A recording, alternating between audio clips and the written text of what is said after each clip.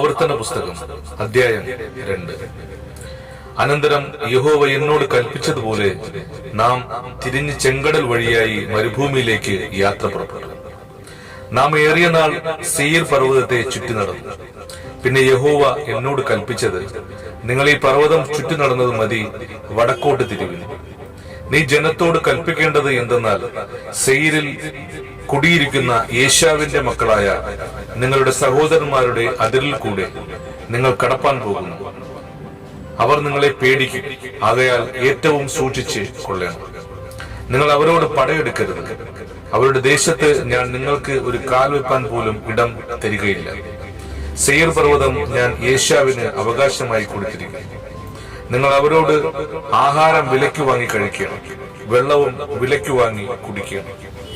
നിന്റെ ദൈവമായ യഹോവ നിന്റെ കൈകളുടെ സകല പ്രവൃത്തിയിലും നിന്നെ അനുഗ്രഹിച്ചിരിക്കുന്നു. ഈ മഹാ മരുഭൂമിയിൽ നീ സഞ്ചരിക്കുന്നത് അവൻ അറിഞ്ഞിരിക്കുന്നു. ഈ 40 സംവത്സരം നിന്റെ ദൈവമായ യഹോവ നിന്നോടുകൂടെ ഇരുന്നു. നിനക്ക് യാതൊന്നിനും മുട്ടുവന്നിട്ടില്ല. അങ്ങനെ നാം സെയിരിൽ കുടിയിരുന്ന ഏശാവിന്റെ മക്കളായ നമ്മുടെ സഹോദരന്മാരെ ഒഴിച്ച് അറാബ വഴിയായി ഏലാത്തിന്റെയും യസ്വാൻ ഗബീറിന്റെയും അരികത്തുകൂടെ കടന്നിട്ട് തിരിഞ്ഞ് മോവാബ് മരുഭൂമിയിലേക്കുള്ള വഴിയായി കടന്നുപോയി. അപ്പോൾ യഹോവ എന്നോട് കൽപ്പിച്ചത്, മോവാബിരെ ഞെരുക്കരുത്, അവരോട് പടയെടുക്കുകയും അരുത്.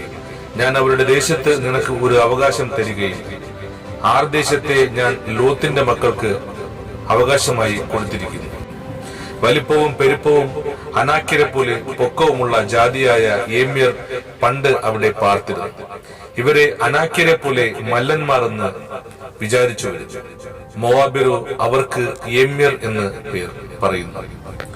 ഹോര്യരും പണ്ട് സെയിരിൽ പാർത്തിരുന്നു. എന്നാൽ ഏശാവിന്റെ മക്കൾ അവരെ തങ്ങളുടെ മുമ്പിൽ നിന്ന് നീക്കളയുകയും സംഹരിക്കുകയും അവർക്ക് പകരം കുടിവാർക്കുകയും ചെയ്യും. ഇസ്രായേലിന് യഹോവ കൊടുത്ത അവകാശ ദേശത്ത് അവർ ചെയ്തതുപോലെ തന്നെ ഇപ്പോൾ എഴുന്നേറ്റ് സേരത്തോട് കടപ്പിൻ എന്ന് കൽപ്പിച്ചതുപോലെ നാം സേരത്തോട് കടന്നു. നാം കാദേശ് ബെർണയിൽ നിന്ന് പുറപ്പെട്ടത് മുതൽ സേരത്തോട് കടക്കും വരെയുള്ള കാലം 38 സംവത്സരം ആയിരുന്നു. അതിനിടയിൽ യോദ്ധാക്കളായിരുന്ന തലമുറ ഒക്കെയും യഹോവ അവരോട് സത്യം ചെയ്തതുപോലെ പാളയത്തിൽ നിന്ന് മുടിഞ്ഞുപോയി. അവർ മുടിഞ്ഞു തീരും വരെ യഹോവയുടെ കൈ അവരെ പാളയത്തിൽ നിന്ന് നശിപ്പിപ്പാൻ തക്കവണ്ണം അവർക്ക് വിരോധമായിരുന്നു. ഇങ്ങനെ യോദ്ധാക്കളൊക്കെയും ജനത്തിന്റെ ഇടയിൽ നിന്ന് മരിച്ച് ഒടുങ്ങിയ ശേഷം യഹോവ എന്നോട് കൽപ്പിച്ചത്, നീ ഇന്ന് ആർ എന്ന മോവാബ് ദേശത്തുകൂടെ കടപ്പാൻ പോകുന്നു. അമ്മോന്യരോട് അടുത്ത് ചെല്ലുമ്പോൾ അവരെ ഞെരുക്കരുത്, അവരോട് പടയെടുക്കുകയും അരുത്. ഞാൻ അമ്മോന്യരുടെ ദേശത്ത് നിനക്ക് അവകാശം തരികയില്ല. അത് ഞാൻ ലോത്തിന്റെ മക്കൾക്ക് അവകാശമായി കൊടുത്തിരിക്കുന്നു.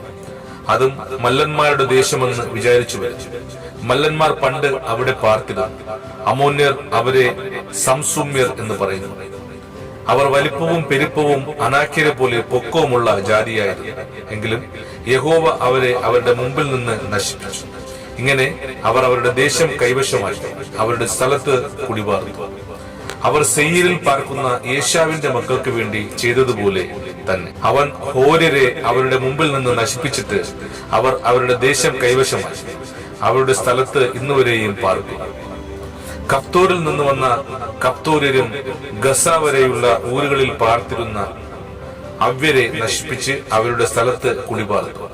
നിങ്ങൾ എഴുന്നേറ്റ് യാത്ര പുറപ്പെട്ട് അർന്നോൻ താഴ്വര കടക്കും. ഇതാ, ഞാൻ ഹെശ്ബോനിലെ അമോര രാജാവായ സീഹോനെയും അവന്റെ ദേശത്തെയും നിന്റെ കയ്യിൽ ഏൽപ്പിച്ചിരിക്കുന്നു. അവനോട് പടവെട്ടി അത് കൈവശമാക്കുവാൻ തുടങ്ങുക. നിന്നെയുള്ള പേടിയും ഭീതിയും ആകാശത്തിൻ കീഴെങ്ങും ഉള്ള ജാതികളുടെ മേൽ വരുത്തുവാൻ ഞാൻ ഇന്ന് തന്നെ തുടങ്ങും. അവർ നിന്റെ ശ്രുതി കേട്ട് നിന്റെ നിമിത്തം വിറയ്ക്കുകയും നടുങ്ങുകയും ചെയ്യും. പിന്നെ ഞാൻ കെദേമോത്ത് മരുഭൂമിയിൽ നിന്ന് ഹെശ്ബോനിലെ രാജാവായ സീഹോന്റെ അടുക്കൽ സമാധാന വാക്കുകളോടുകൂടെ ദൂതന്മാരെ അയച്ചു. ഞാൻ നിന്റെ ദേശത്തുകൂടി കടന്നു പോകുവാൻ അനുവദിക്കണമേ. ഞാൻ ഇടത്തോട്ടോ വലത്തോട്ടോ മാറാതെ പെരുവഴിയിൽ കൂടി മാത്രം നടക്കും.